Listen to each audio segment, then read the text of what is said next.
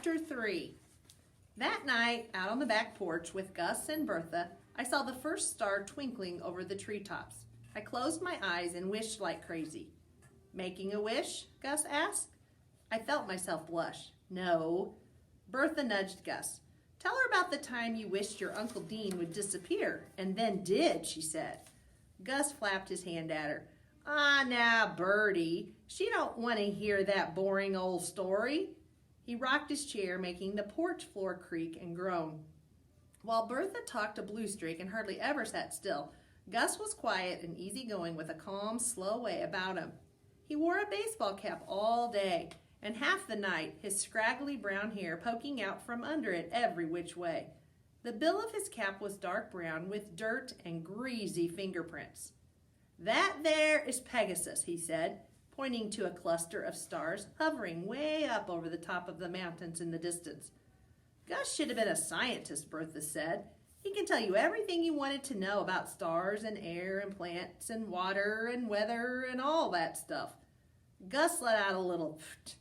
He thinks I married him for his looks, Bertha winked at me. But I married him for his brains, she said. Gus laughed. And then the most amazing thing happened. They both reached out at the exact same time and held hands. It was like somebody had said, okay, on the count of 3, hold hands. I'd never in my whole life seen Scrappy and Mama hold hands. Shoot, most of the time, they didn't even look at each other. I watched Gus and Bertha sitting there gazing at the night sky, the corners of their mouths turned up into contented smiles. Every now and then, Bertha looked dreamily over at Gus like he was a movie star and not some scraggly-haired man who worked in a mattress factory over in Cooperville. We stayed out there till it started to sprinkle again, a soft, cold rain that sent the cats at our feet darting inside. I went to bed that night with my head swirling. I thought about Scrappy snoring away in the county jail and Mama staring up at the ceiling of her dark bedroom. I thought about Jackie whispering gossip and painting her toenails with Carol Lee. I thought about Howard Odom with his up-down walk and his good-hearted family. And I thought about Gus and Bertha holding hands under the glow of Pegasus. And then I thought about my own pitiful self, laying there wondering if my wish would ever come true. The next day, I wore Jackie's old white majorette boots to school. I knew I'd made a mistake the minute I got on the bus. As I made my way down the aisle, some of those girls pointed at my boots, giggling and whispering. I felt my face burn and I glared at them. Howard motioned for me to sit next to him, but I flopped down in the seat behind him. I spent the morning drawing on my arm with a blue marker and pretending to read.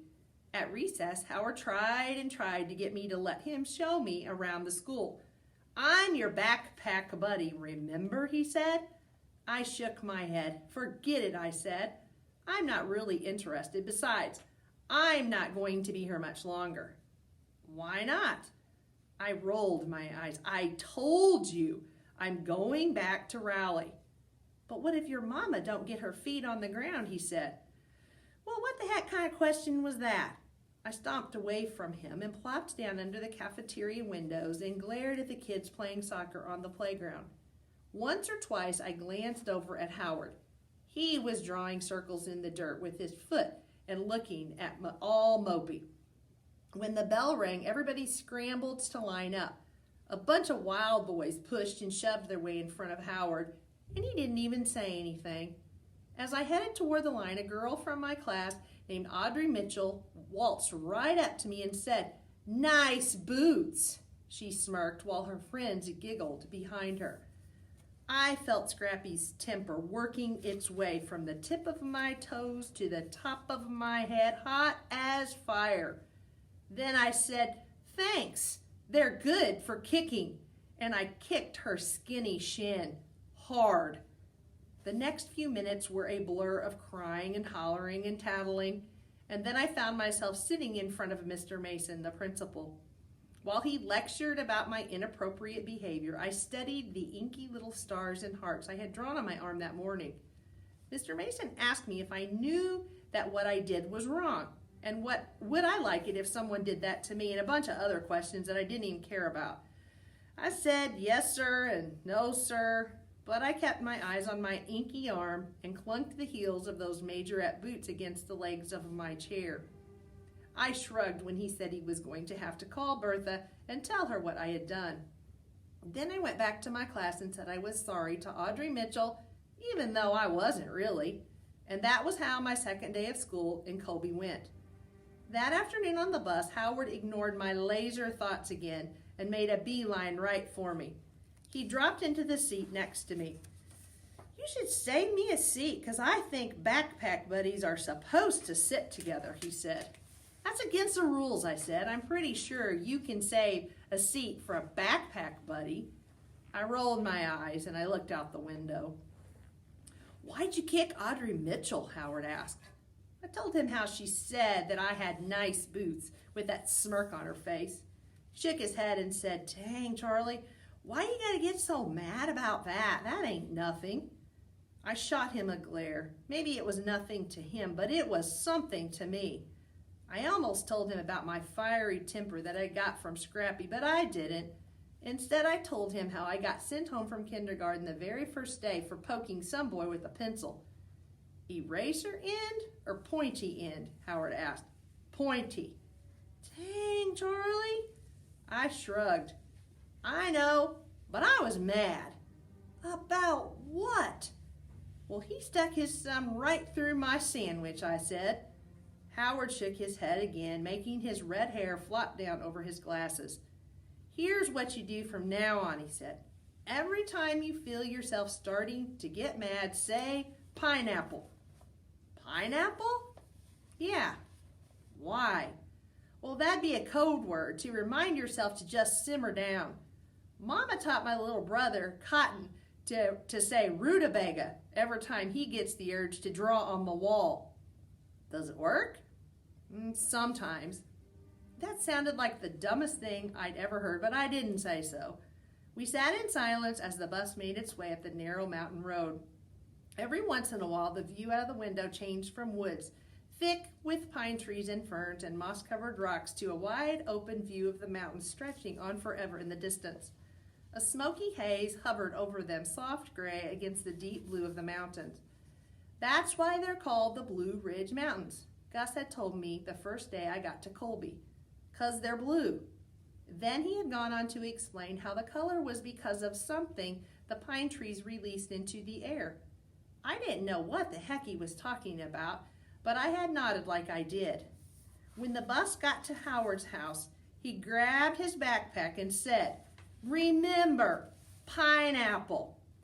I watched him and his brother go up the rickety steps of their front porch and disappear inside the house, letting the screen door slam with a bang behind them. Next, the front door was a ratty-looking couch covered with a bedspread. Wilted, yellowing plants and dried-up flowers planted in coffee cans lined the edges of the porch. Maybe the Odums' hearts were so good they didn't care that they lived in such a sad-looking house. The bus chugged and groaned up the winding road. I was thinking about what I was going to say to Bertha about my kicking incident when a commotion outside the window caught my eye. 2 dogs were fighting in a dirt driveway beside a cluster of trailers. One was small and black. The other one was brown and black and skinny as all get out. A little girl was screaming and carrying on while an old man turned on a garden hose and aimed a hard spray of water at the skinny dog. Get out of here, he hollered. A woman ran out of one of the trailers and tried to grab the black dog while the skinny dog snapped and growled and then suddenly just took off running. He ran along the edge of the road beside the bus for a minute or two, his long ears flapping in the breeze. I pressed my face against the window and watched him lope along the side of the road and then turn and disappear into the woods. When I got off at Gus and Bertha's a few minutes later, I looked down at those majorette boots. Jackie had always looked so pretty in them, but I looked dumb. Those girls were right to laugh at me.